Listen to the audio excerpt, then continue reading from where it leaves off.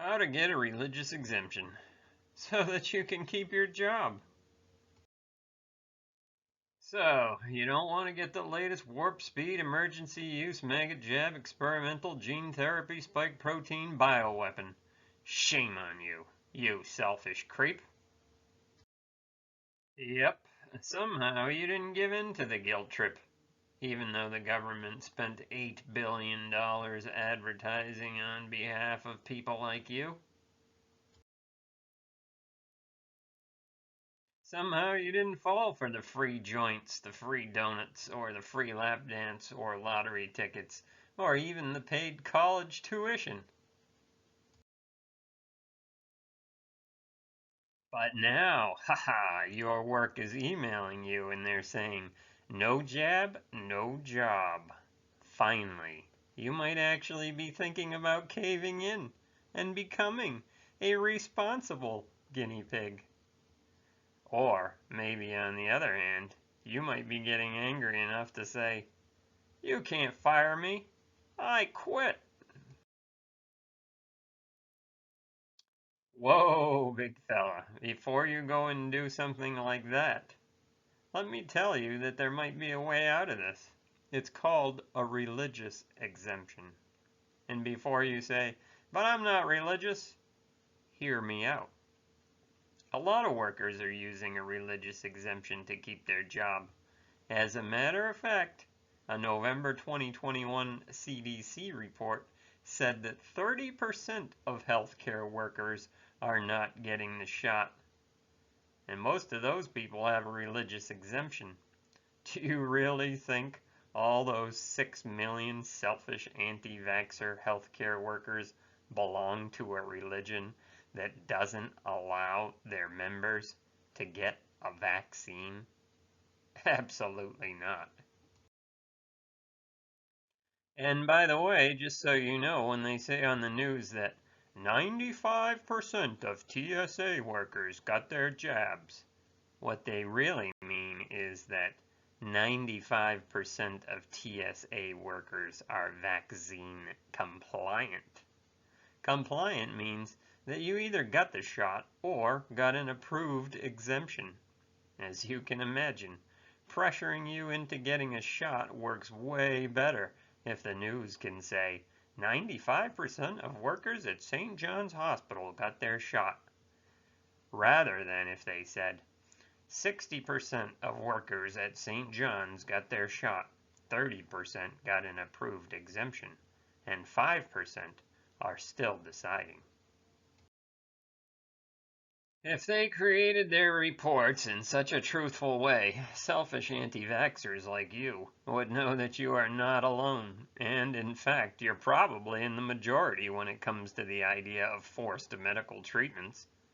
Big pharma-controlled media cannot let that happen. It would be irresponsible, as your big brother, to allow you to be exposed to accurate facts. Dangerous, as a matter of fact. Those 3 ways to get vaccine exempt, either for you as a doctor or nurse or as your child at school, were medical exemptions, philosophical exemptions, or religious exemptions. To get a medical exemption these days is almost impossible. You pretty much have to prove that you suffered brain damage from a previous vaccine. But if you got brain damage, you probably aren't working there anymore anyways.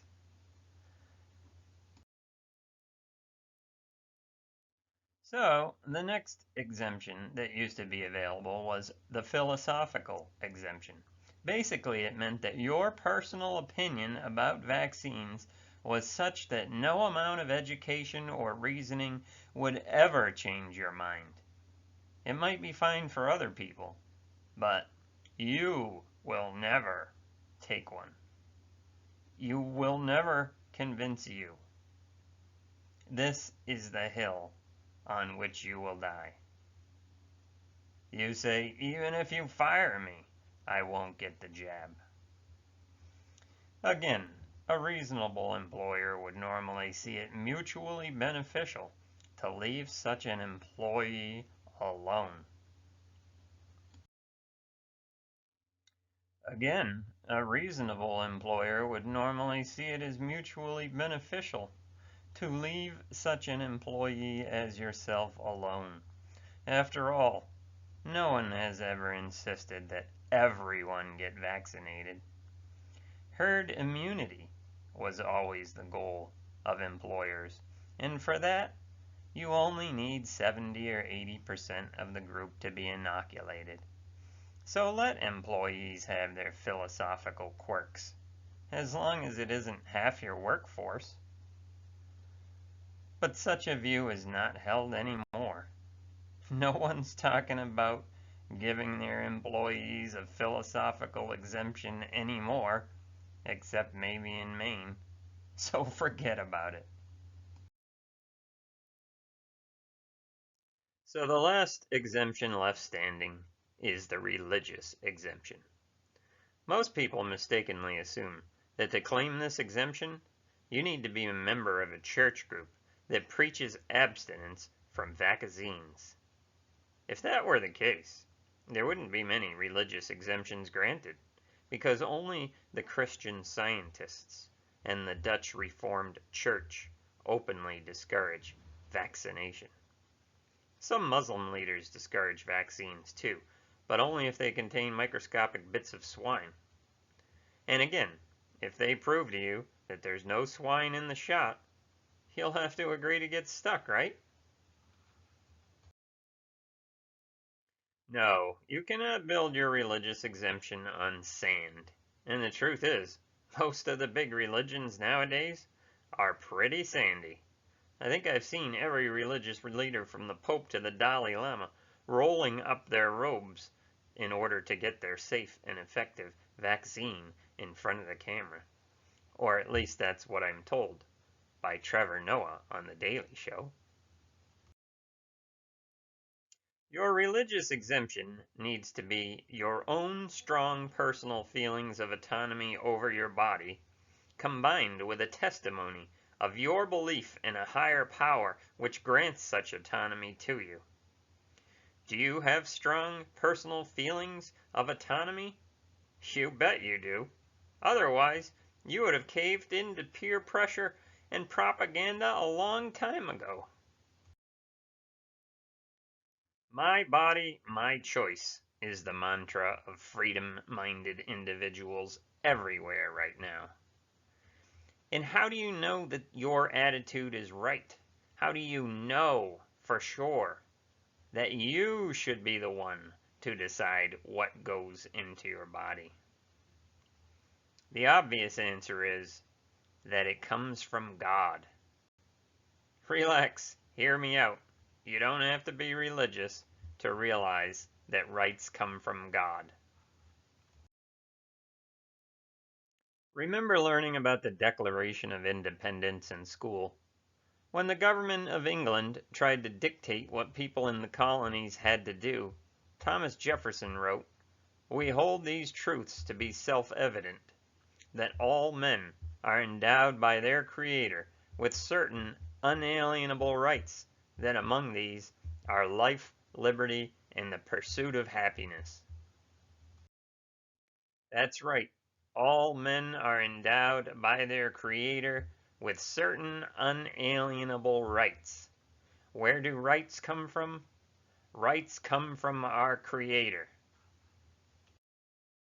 You might be surprised to learn that Thomas Jefferson was not a regular member of any church, and even created his own version of the Bible that differed from everyone else's. George Washington, too, had no strict religious affiliation. But was this declaration religious? You're darn right it was. Think about it. Yes, it is self-evident.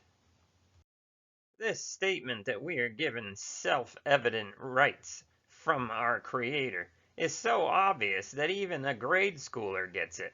You wonder, why would anyone even have to write such a statement down, that all men are endowed by their Creator with certain inalienable rights? Of course we are. and you don't have to belong to a big box organized religion with official doctrines in order to realize that the only job government has is to protect those rights. And it goes on to say that to secure these rights, governments are instituted among men, it says. But notice that the whole Declaration, and really the Bill of Rights which would follow it, were hinged on one idea, that there is a creator. There is a supreme power, a universal arbiter. You can call it the universe, or natural law, or physics, or karma, or whatever you want. But without it, you got no Declaration of Independence, and you got no Bill of Rights. No God equals no rights. So even though many of the Founding Fathers were not members of traditional, organized religions, they held deeply religious convictions centered around individual liberty and freedom from authoritarianism and discrimination based on your religious views.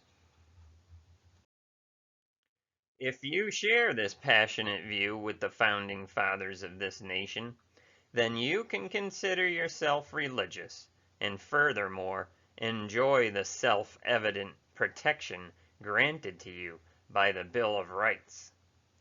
Let's check out the beginning of a sample letter that you could use that expresses religious conviction from the point of view of a deist.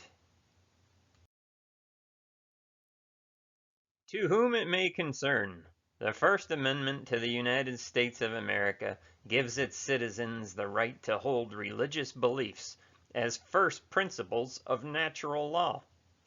Quote, Congress shall make no law respecting an establishment of religion, or prohibiting the free practice thereof, or abridging the freedom of speech, or of the press, or the right of the people peaceably to assemble, and to petition the government for a redress of grievances.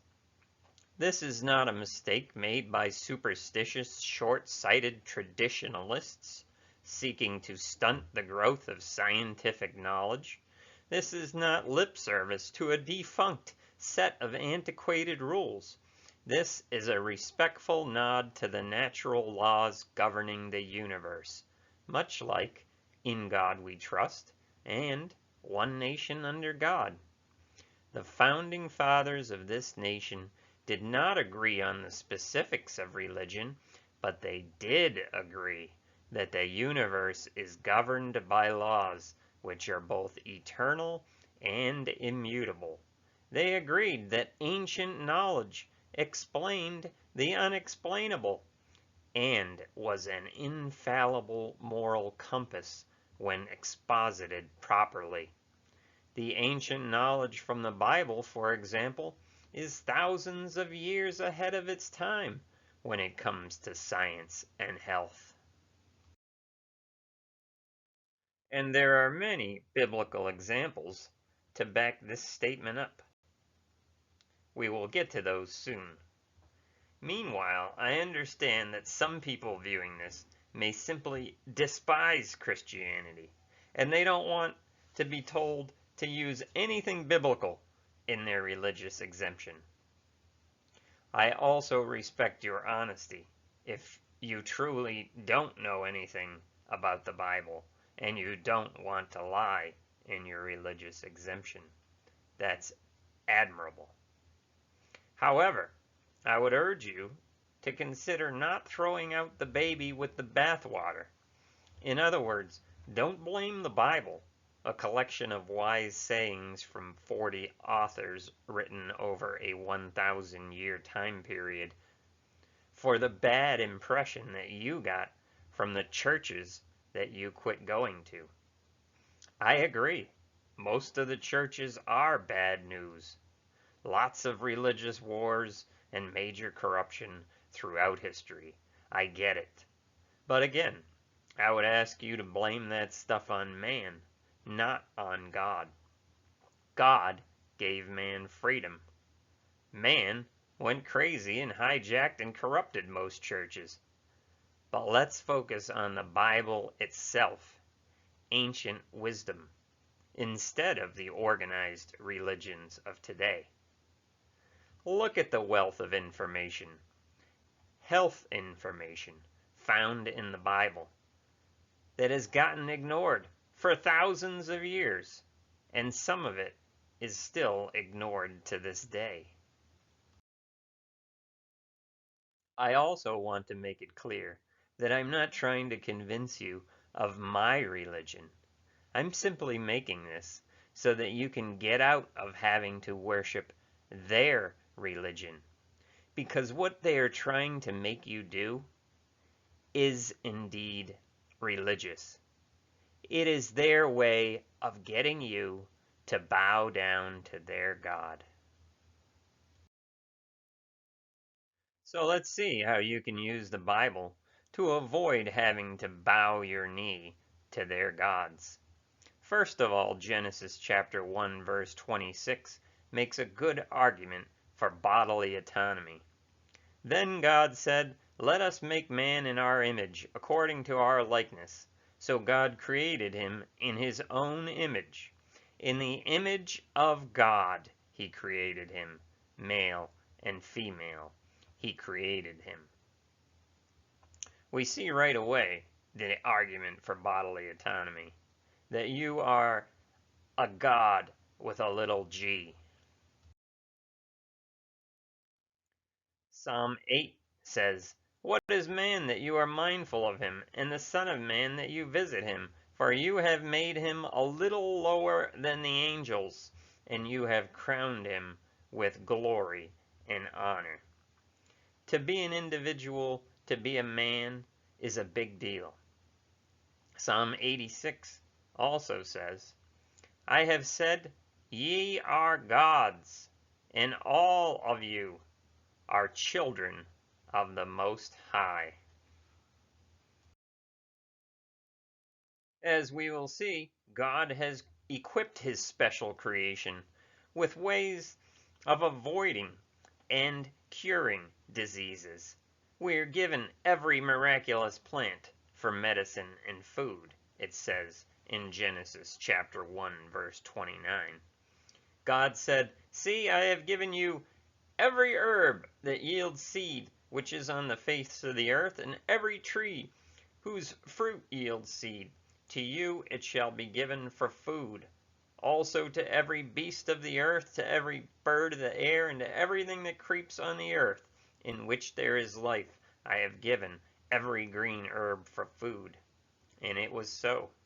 Then God saw everything that he had made, and indeed it was very good. We see in our world 21st century science is only beginning to accept the wide range of medicinal properties of simple fruits and vegetables. These miracles require no modification or customization. They are the free gifts of the Creator. Most pharmaceutical companies scour the planet to find their next drug in plants. Most patented drugs, in fact, were originally made by God. The fact that God made the world very good also implies the idea of symbiosis, of harmony, and of balance. Things living together that really can't live without each other. For example, when they go to space, they have to take bacteria with them because there's 50,000 species of bacteria living in us and on us. In fact, if you take all of the cells in the body, only 10% of them are actually human. The other 90% are bacteria and viruses living in harmony. More advice in Genesis about health. Do you want to get sick? Go live in a city. In Genesis chapter 11 verse 4 they said, "Come, let us build ourselves a city, and a tower whose top is in the heavens. Let us make a name for ourselves, lest we be scattered abroad over the face of the whole earth. But the Lord came down to see the city and the tower which the sons of man had made. And the Lord said, Indeed, the people are one, and they all have one language, and this is what they begin to do now. Now nothing that they propose to do will be withheld for them. Come, let us go down there and confuse their language, that they may not understand another speech. So the Lord scattered them abroad from there over the face of the earth. Man has never listened to this advice. During the Industrial Revolution until now, man's insatiable desire to recreate the Tower of Babel has resulted in countless diseases and slums. It has not been until the last 100 years that man has finally heeded the futuristic laws of Holy Scripture regarding urban planning. The Bible also teaches about microscopic pathogens. Back in Deuteronomy chapter 23, 3,000 years ago. You shall also have a place outside the camp, and go to the bathroom there. And you shall have a spade among your tools, and it shall be that when you sit down outside, you shall dig with it, and shall turn to cover up your excrement. This is advice that even the Romans weren't following, and they weren't following in Europe either. Also, in Numbers chapter 19, it talks about the spread of leprosy and other diseases. This is the law. When a man dieth in a tent, all that come into the tent and all that is in his tent shall be unclean. You don't touch it for 7 days. And every open vessel which hath no covering bound upon it is unclean. So anything that your lips touched.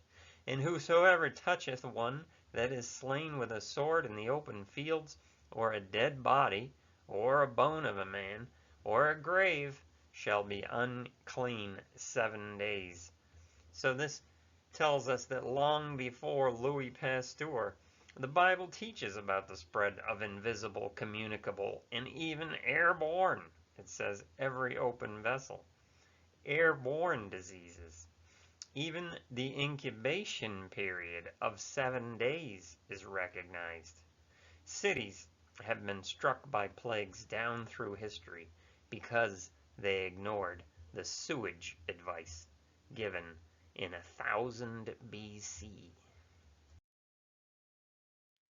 As we're seeing time and again, faith in the Bible means having a commitment in keeping the body free from disease and sickness, so that we may have abundant life to use in the service of our Creator. This means that 3,000 years before Semmelweis had the crazy idea that doctors should wash their hands, that the Bible explicitly stated in several different instances of infection control to use running water and a variety of herbs to sterilize following a sickness or an inspection by the priests. Speak unto the children of Israel, and say unto them, When any man hath a running issue out of his flesh, because of his issue he is unclean. And this shall be his uncleanness in his issue, whether his flesh run with his issue, or his flesh be stopped from his issue. It is his uncleanness, a weeping wound.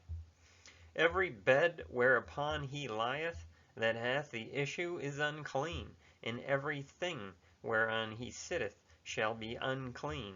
And when he that has an issue is cleansed from his issue, then he shall number to himself 7 days for his cleansing, and wash his clothes, and bathe his flesh in running water, and shall be clean. We were also told in the Bible about quarantining in Leviticus chapter 13.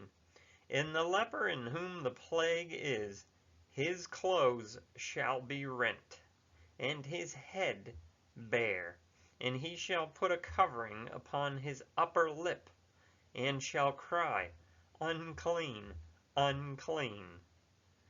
All the days wherein the plague shall be in him, he shall be defiled. He is unclean. He shall dwell alone. Without the camp shall his habitation be. So he is outside the camp, and it almost sounds like he has a mask on. These health practices were in place in ancient times, and its adherents benefited from obedience. As we read in Exodus chapter 15, it says, If you will diligently listen to the voice of the Lord your God, and do that which is right in his eyes, and give ear to his commandments, and keep all his statutes, I will put none of these diseases on you. So if you use these common sense things that the Bible told you to do 3,000 years ago, then you won't get these diseases, and you'll keep yourself from the plague. Again, it took science almost 3,000 years to catch up to the Bible. Hygiene, sanitation, and quarantine has finally decreased the spread of infectious diseases in the last 100 or so years. Why has it taken so long? The Bible warns us why. It warns us about constant deceivers, about greed, about pride, about laziness, and the heart of man. Jeremiah 17 verse 9 says, The heart is deceitful above all things and desperately wicked. Who can know it?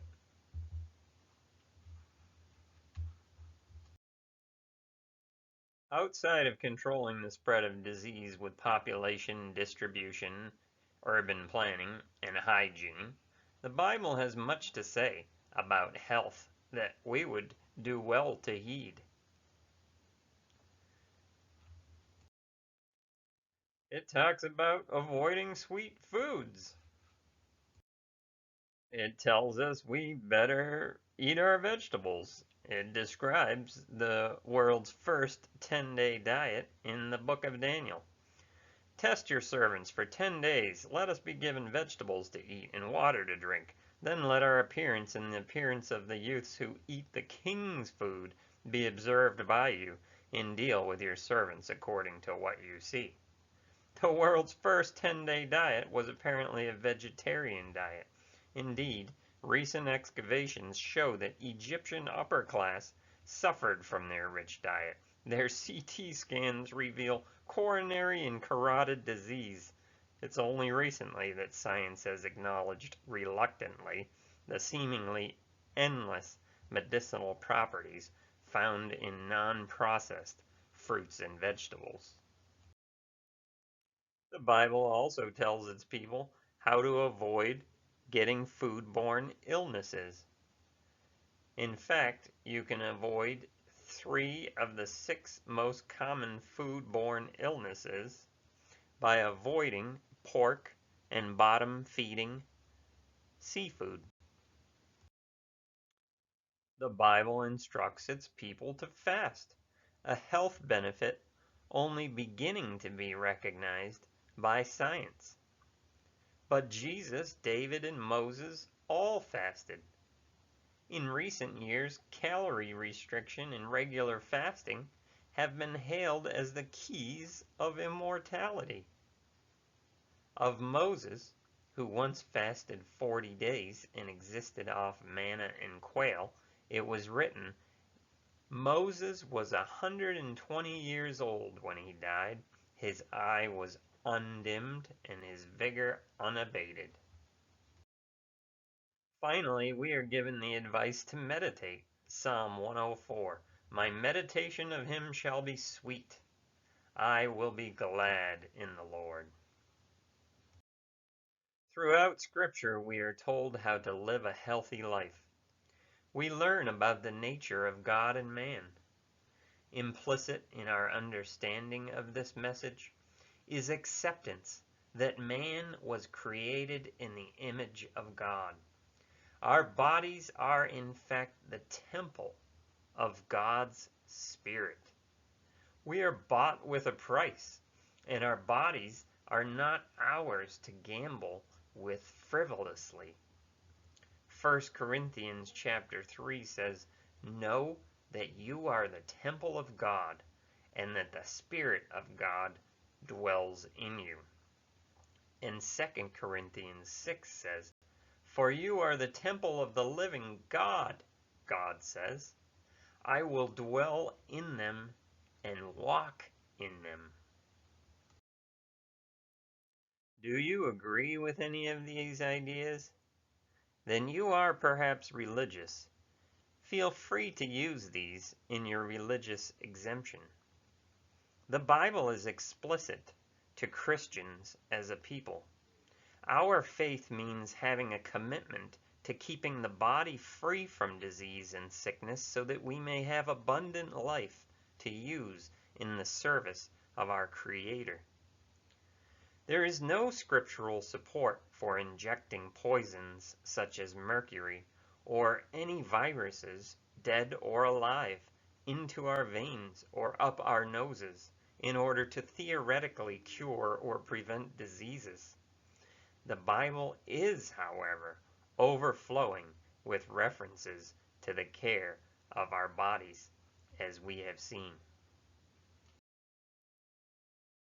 So, to summarize, we have discussed the passionate, deistic point of view of the Founding Fathers, explaining that true freedom comes from the Bill of Rights and natural law, and that those come from God. We said that that in itself is religious, but we advised you to pad that with ancient wisdom about proper paths to health. These can be conveniently found in the Bible. Now, we should combine Bible concepts of faith in action with the concept of autonomy in order to construct a convincing statement that lets people know that we are not bluffing about our convictions. Yes, we will die on this hill. There will be no compromise when it comes to choosing between God of the Bible and God government. Again, feel free to adapt this sample in any way that you see fit. As a Bible believer, God tells me in His first commandment that I am to have no other gods before the God of Israel. This means that among all the competing gods or sociological influencers in my life, my faith and trust must reside in Him, not the temporal institutions of man. I am not to bow down to the image or the religion of the day, which is currently scientism, secularism, and humanism. Bowing down means to literally stick my neck out, placing my life in the hands of another, a Lord. It means putting 100% of my trust and faith in someone that is not God. According to the New Testament, Revelation chapter 14, it is particularly important to not bow down when a beast, government power, threatens my livelihood or life with such an order. Such decrees attempting to force God's people to bow to the state god have happened throughout the history of Jews and Christians, whether that be in Nimrod's Babel, Nebuchadnezzar's Babylon, Antiochus IV Ptolemaic Empire, or Nero and Caligula's Rome. History is a cycle, and forced state religion is happening again, this time on a worldwide scale, just as prophesied by John the Revelator. The letters of Jesus to the future churches in the book of Revelation make it clear that I must not accept this latest mark of the beast, or worship its image, under penalty of the lake of fire. However, I also happen to believe that my body is the temple of God, so I intend to use every God-given means at my disposal in order to remain a healthy and productive worker. My faith tells me that God created the world and man very good, meaning that the natural world, including the 50,000 microscopic viruses and bacteria that coexist in and on our flesh, is in symbiotic balance with man. Therefore, the interference of science with nature and the medicine's manipulation of man's biology through artificial means should only be a desperate last resort, not an annual ritual.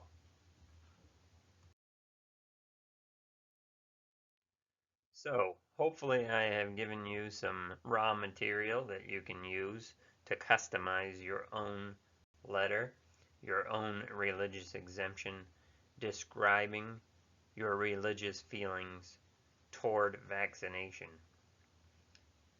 If you are a churchgoer, you may also consider getting a letter from your pastor or priest. This is what your employer would call supporting documentation by a church leader. Now, they make it sound like you need your pastor to write a letter explaining why you can't get a vaccine. But actually, it just needs to say that you are indeed a serious person about your beliefs. In actuality, you should never need such a letter, since your religious convictions are your own and they are not dependent on the church you attend.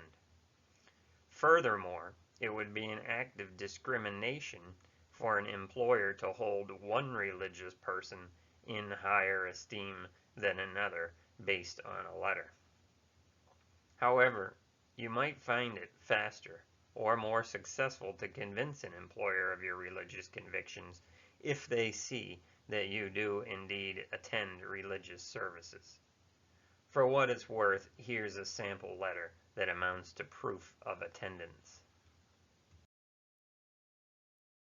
To whom it may concern in occupational health, please accept the request of your name to be exempt from flu shot vaccination. His religious beliefs bar him from taking risks with his body, except in dire circumstances. Based on the teachings of the Bible, our group of believers, your religion here, believe that our bodies belong to God, not us. Do you not know that your bodies are the temples of the Holy Spirit? They are not your own. You were bought at a price.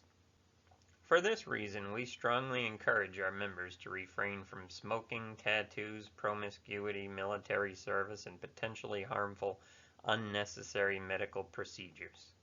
Please understand that your name has a strong conviction to protect his temple or body from potential harm. This is not an issue of laziness or lack of knowledge. It is rather a deeply held religious belief. Your name is a weekly attendee, regular lecturer, presider, exhorter, and Sunday school teacher at the East Arbor Your Religion Church. In his personal time, he spends time and resources helping people.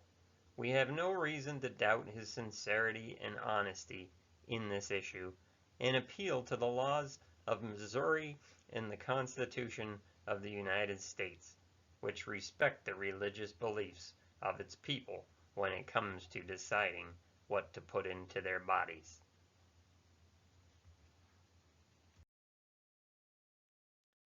No doubt your elder, pastor, or priest will think it strange, although maybe not nowadays with 50% of people deciding not to get vaccinated or at least not boosted.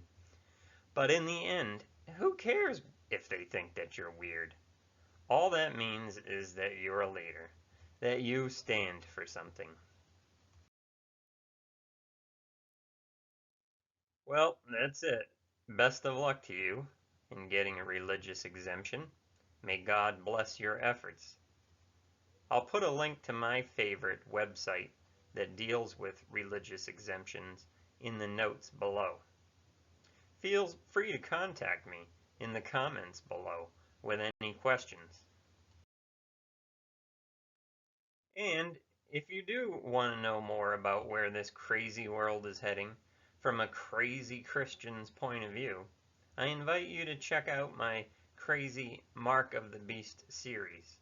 It explains in detail where this mandate came from and what the end game is really about. And the best part is, you don't have to be religious to understand the Mark of the Beast.